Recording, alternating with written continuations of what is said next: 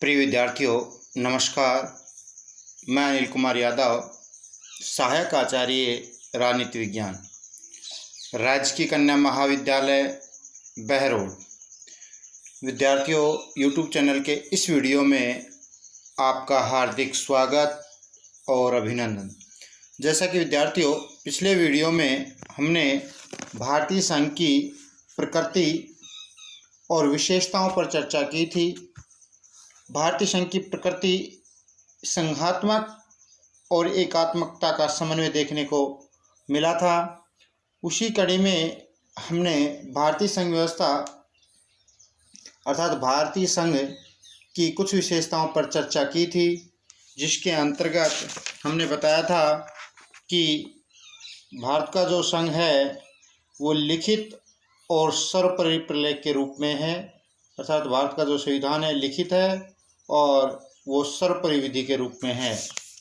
इसके अलावा हमने आपको बताया था कि भारतीय संघ में दोहरी शासन प्रणाली है। दोहरी शासन प्रणाली में दो प्रकार की सरकारें और दोहरे शासन तंत्र की व्यवस्था की चर्चा की थी।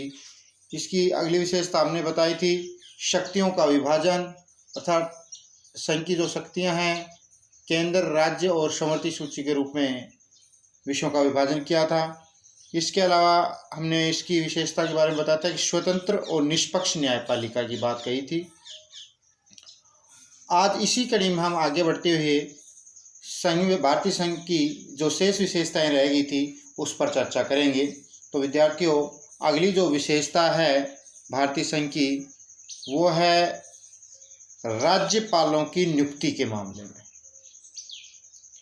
भारतीय संघ व्यवस्था के अंतर्गत राज्यपालों की नियुक्ति कैसे होती है, उसकी क्या भूमिका होती है, इस पर विचार करेंगे। विद्यार्थियों, अनुच्छेद 155-56 में राज्यों के राज्यपाल की नियुक्ति के बारे में चर्चा की गई है और इसमें स्पष्ट किया गया है कि राज्य के राज्यपालों की नियुक्ति राष्ट्रपति करता है। तो नियुक्ति की बात जब आती है तो भारतीय संघ में राज्यपालों की नियुक्ति राष्ट्रपति के द्वारा की जाती है। इसके बाद आती है बात कि राज्यपाल राष्ट्रपति के प्रसाद पर्यंत तक अपने पद पर बने रहते हैं। अर्थात राज्यपाल विधानमंडल के प्रति नहीं बल्कि राष्ट्रपति के प्रति उत्तरदायी होता है। तो जो यहाँ व्यवस्था दी गई कि राज्यपालों की नियुक्ति राष्ट्रपति करता है और वह राष्ट्रपति के प्रसाद पर्यंत तक अपने पद पर बना रहता है। तो यहाँ स्पष्ट है कि राज्यपाल है वो राष्ट्रपति के प्रति उत्तरदायी होता है, न कि राज्य विधानमंडल के प्रति। राष्ट्रपति जब चाहे तब राज्यपाल को उसके पद से हटा सकता है। अर्थात हम कहेंगे कि राज्यपाल राष्ट्रपति के प्रसाद पर्यंत तक ही अपने पद पर बना रहता है और वह राष्ट्रपति के प्रति ही उत्तरदायी होता है, न कि राज्य विधानमंडल के प्रति। साथ ही विद्यार्थियों, राज्य विधानमंडल द्वारा पारित कोई भी विधेयक है वो बिना राज्यपाल की अनुमति के कानून का रूप नहीं ले सकता। राज्य विधानमंडल के द्वारा जो विधेयक पारित किया जाता है, जब तक उस पर राज्यपाल के हस्ताक्षर नहीं हो जाते तब तक वह विधेयक कानून नहीं बन सकता। इसके अलावा विद्यार्थियों, कुछ विषयों से संबंधित विधेयकों को राज्यपाल राष्ट्रपति के विचारार्थ भी भेज सकता है। यह शक्ति भी राज्यपाल को दी गई है। और कुछ ऐसे मामले भी हैं जिनमें वह अपने विवेक के अनुसार भी कार्य कर सकता है। तो विधेयकों के मामले में कुछ तो अपनी विवेक शक्ति का प्रयोग कर सकता है या कुछ विधेयकों को राष्ट्रपति के विचारार्थ भी भेज सकता है। विद्यार्थियों, भारतीय संविधान की यह व्यवस्था है वो संघीय सिद्धांत के बिल्कुल प्रतिकूल है। संघीय व्यवस्था के अंतर्गत शक्तियों के विभाजन की बात कही गई, शक्तियों के विकेंद्रीकरण की बात कही गई, लेकिन यहाँ राज्यपाल की जो स्थिति है भारतीय संघ में एक विचित्र स्थिति है, वो केंद्र की शक्ति को बढ़ा रही है और यह राज्यों की स्वायत्ता पर एक तरीके से आघात पहुंचाता है राज्यपाल का जो पद है। लेकिन यह आरोप हम सही नहीं ठहरा सकते क्योंकि इसके कई मायने हैं। क्योंकि राज्यपाल एक संवैधानिक प्रमुख होता है, वास्तविक शासक नहीं होता, वो नाम मात्र का कार्यपालक एक तरीके होता है, एक संवैधानिक पद है। जो सदैव मंत्रिमंडल के परामर्श से कार्य करता है। तो राज्यों की कार्यपालिका के अंतर्गत व्यवस्था दी गई है कि राज्यपाल अपने मंत्रिमंडल की सलाह और परामर्श से हमेशा कार्य करेगा। संविधान की शब्दावली चाहे जो भी हो, परंतु विद्यार्थी व्यवहार में ऐसे उदाहरण बहुत ही कम ही हैं जबकि राष्ट्रपति ने राज्य विधानमंडल के द्वारा पारित कानूनों पर वीटो का प्रयोग किया हो। केरल शिक्षा बिल ही एक ऐसा उदाहरण है, परंतु इस मामले में केंद्र ने पहले सर्वोच्च न्यायालय का परामर्श प्राप्त किया था और उसके पश्चात ही उसमें उचित संशोधन के लिए राज्य विधानमंडल के पुनः विचार भेजा था। तो इस प्रकार विद्यार्थी और राज्यपाल केंद्रीय एजेंट या अभिकर्ता के रूप में भूमिका का निर्वाह करता है। तो ये भारत संघ की एक अनोखी विशेषताओं में आता है। अब बात करते हैं विद्यार्थियों अगली विशेषता पर, वो है भारतीय संघ की अगली विशेषता आपातकालीन स्थिति।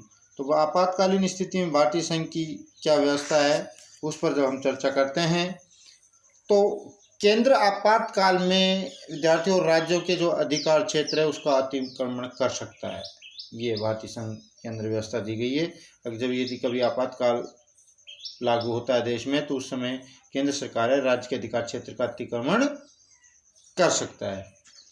युद्ध और राष्ट्रीय आपात के काल में विद्यार्थियों केंद्र की शक्ति में अत्यधिक वृद्धि हो सकती है। जो कभी युद्ध छिड़ जाए या राष्ट्रीय आपातकाल लागू हो जाए उस समय केंद्र की शक्ति में अत्यधिक वृद्धि हो सकती है। विद्यार्थियों राष्ट्रपति के द्वारा आपातकाल की उद्घोषणा किए जाने पर राज्य की स्वायत्तता अर्थात जो स्वतंत्रताएं दी गई है उनको स्थगित किया जा सकता है। और विद्यार्थियों इस दिशा में राष्ट्रपति राज्य का सारा कामकाज है अपने प्रतिनिधि अर्थात राज्यपाल के माध्यम से चला सकता है। राष्ट्रपति वित्तीय आपात की घोषणा करके राज्यों के वित्तीय क्षेत्र में संसद का नियंत्रण भी स्थापित कर सकता है। सभी पदाधिकारियों के वेतन में कटौती कर सकता है। आपातकाल में आवश्यक हो तो राष्ट्रपति संघ और राज्यों में शक्तियों के विभाजन को भी परिवर्तित कर सकता है। आपातकालीन स्थिति में राष्ट्रपति है जो संघ और राज्यों सूची के जो विषय हैं जो सौंपे गए हैं उनमें परिवर्तन कर सकता है, उस विभाजन को बदल सकता है। तो इस प्रकार विद्यार्थियों ये भारतीय संघ की आपातकालीन स्थिति के संदर्भ में व्यवस्था के बारे में यहाँ पर बताया है। अब बात करते हैं हम भारतीय संघ की अगली विशेषता, वो है विद्यार्थियों इकहरी नागरिकता और एक राष्ट्र ध्वज। विद्यार्थियों सामान्य संघात्मक व्यवस्था के अंतर्गत अमेरिका की बात करें तो वहाँ दोहरी नागरिकता की व्यवस्था दी गई है, परंतु भारत में ऐसा नहीं है। भारत में इकहरी नागरिकता की व्यवस्था की गई है भारतीय विविधता को देखते हुए। विद्यार्थियों अमेरिका की भांति संघ की इकाइयों अर्थात राज्यों की कोई पृथक से अलग से नागरिकता नहीं है। भारतीय नागरिकता का तत्व एक देश एक लोक के आदर्श की पूर्ति करता है जो राष्ट्र की एकता की भावनाओं को बल प्रदान कर जो क्षेत्रीय जो भावनाएं हैं उनको कमजोर बनाता है और संपूर्ण भारत का एक राष्ट्र तिरंगा है। तो विद्यार्थी इसके संदर्भ में हम जब बात करें तो इकहरी नागरिकता और एक राष्ट्र ध्वज के मामले में चूंकि अमेरिका संघ व्यवस्था के अंतर्गत दोहरी नागरिकता की व्यवस्था, एक व्यक्ति अपने देश का नागरिक भी अमेरिका का भी और जिस राज्य में निवास करता है जैसे फ्लोरिडा का तो फ्लोरिडा का, या अलास्का में तो अलास्का का भी नागरिक कहलाएगा। लेकिन भारत में ऐसा सिस्टम नहीं है। भारत में एकल नागरिकता की बात कही गई है और भारतीय नागरिकता का तत्व जो एक देश एक लोक के आदर्श की पूर्ति करता है ताकि राष्ट्र विखंडन को रोका सके, राष्ट्र की एकता की भावना को प्रबल बनाया जा सके और जो क्षेत्रीय भावनाएं हैं उनको निर्बल बनाया जा सके। और इसी के लिए संपूर्ण भारत का एक राष्ट्रीय ध्वज तिरंगे की व्यवस्था दी गई है। इस प्रकार विद्यार्थियों इकहरी नागरिकता और एक राष्ट्र ध्वज यह भारत की संघ की विशेषता है।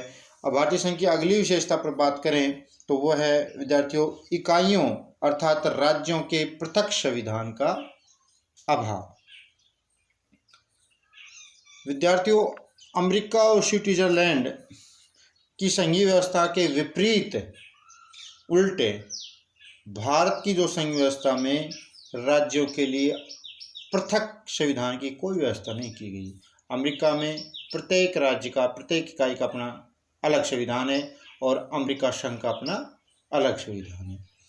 लेकिन स्विट्जरलैंड में भी इस तरह की व्यवस्था दी गई है। लेकिन भारत में विद्यार्थियों ऐसा नहीं, भारत का एक संविधान है जो सभी राज्यों पर लागू होता है। यद्यपि जम्मू कश्मीर की स्थिति अनुच्छेद 370(2) के तहत विशेष दर्जे के तहत जम्मू कश्मीर के लिए अलग से संविधान था, लेकिन हाल ही में जम्मू कश्मीर को राज्य का दर्जा छीनकर उसे केंद्र शासित प्रदेश घोषित कर दिया गया है और उसका अलग से जो संविधान था उसको समाप्त कर दिया गया है। अब वो भी भारतीय संविधान के अंतर्गत ही संचालित होता है, वही नियम सभी उस पर लागू होते हैं। अब यह अपवाद की स्थिति भी विद्यार्थियों समाप्त हो गई है। इसके अलावा विद्यार्थियों एक ही संविधान देश की समुचित शासन व्यवस्था की व्यवस्था करता है अर्थात प्रबंधन करता है। संविधान का जो भाग 6 है उसके अंतर्गत अनुच्छेद 152 से विद्यार्थियों 237 तक राज्यों के जो प्रशासनिक ढांचे की जो व्यवस्था है उसको दर्शाया गया है। तो इस प्रकार इकाइयों अर्थात राज्यों के पृथक संविधान का भाव भारत में देखने को मिलता है। अब बात करते हैं विद्यार्थियों अगली विशेषता की, वो है द्वितीय सदन में राज्यों को समान प्रतिनिधित्व नहीं। विद्यार्थियों जिस तरह अमेरिका में इकाइयों अर्थात राज्यों को द्वितीय जो सदन था व्यवस्थापिका का, उसमें जैसे सीनेट की बात करें अमेरिका में तो सभी राज्यों को से 2 प्रतिनिधि सीनेट में चुनकर जाते हैं अर्थात समान प्रतिनिधित्व दिया गया है जो संघ व्यवस्था की विशेषता को दर्शाता है। लेकिन भारत में ऐसा नहीं है विद्यार्थियों। भारत का जो द्वितीय सदन है राज्यसभा, उसमें राज्यों को समान प्रतिनिधित्व नहीं। भारत में जनसंख्या के अनुपात में प्रत्येक राज्य को द्वितीय सदन में प्रतिनिधित्व दिया गया है। जो बड़े राज्य हैं उनसे अधिक प्रतिनिधि निर्वाचित होकर जाते हैं द्वितीय सदन में, और जो छोटा राज्य है उससे कम प्रतिनिधि चुनकर द्वितीय सदन अर्थात राज्यसभा में जाते हैं। तो विद्यार्थियों यहाँ पर जब बात करें हम कि द्वितीय सदन अर्थात राज्यसभा में राज्यों को समान प्रतिनिधित्व भारत में नहीं दिया गया, जबकि अमेरिका के अंतर्गत ऐसी व्यवस्था की गई है। अब बात करते हैं विद्यार्थियों अगली विशेषता की, वह है राज्यों के निर्माण, सत्ता और नाम बदलने की शक्ति के ऊपर बात करें तो विद्यार्थियों इस मामले में संविधान का अनुच्छेद 3, भारतीय संविधान का अनुच्छेद 3 इसकी एकात्मक शक्ति को दर्शाता है। संघ की किस तरीके से संसद ही नए राज्यों का निर्माण कर सकती है, सत्ता में परिवर्तन कर सकती है, राज्यों के नामों को बदल सकती है। तो ये एकात्मक तत्व को दर्शाता है। यह अनुच्छेद संसद को नवीन राज्यों के निर्माण, वर्तमान राज्य के क्षेत्रों, सीमाओं तथा नामों को बदलने की शक्ति संसद को देता है। तो इस प्रकार विद्यार्थियों राज्यों का अस्तित्व ही केंद्र की इच्छा पर निर्भर है। केंद्र चाहे तब राज्यों का नाम बदल सकती है, क्षेत्र और सीमाओं में परिवर्तन कर सकती है। यह व्यवस्था निश्चय ही संघीय सिद्धांतों पर एक तरीके से आघात है। संघ राज्यों के जो स्वायत्ता है उसका हनन है। तो इस प्रकार विद्यार्थियों आज के इस वीडियो में हमने भारतीय संघ की जो शेष विशेषताएं रह गई थी उन पर चर्चा की।